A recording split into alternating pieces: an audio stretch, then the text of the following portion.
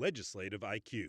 Increase your legislative intelligence with Florida's policy, budget, and campaign monitoring service. Subscribe today at legislativeiq.com.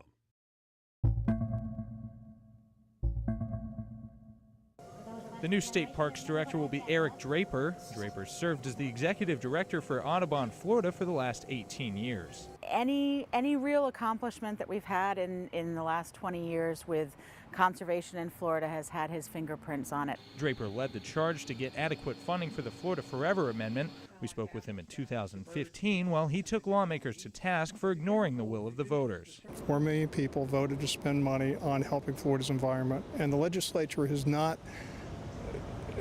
made a budget that does what the voters told them to do. Draper's also successfully fought for water protection in the state and successfully pushed back on past efforts by the governor to turn parks into for-profit centers. The best deserve the best, and they've got it with Eric. Draper's appointment comes as Governor Rick Scott announced a $220 million increase in spending for the environment in his 2018 budget proposal.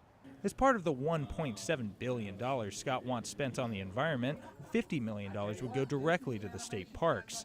I'm trying to take my grandkids around to show them our parks and just talk about the importance of our environment. It's $40 million more than they received last year. Audubon, Florida says there are plenty of areas Draper could make improvements. And of course, there were impacts from Hurricane Irma that it could be some time before we see FEMA funding for, and in the interim, we need to get those fixed up. Governor Scott shares similar aspirations. He's requesting $100 million to go towards repairing the state's hurricane-ravaged coasts. In Tallahassee, I'm Jake Stofan.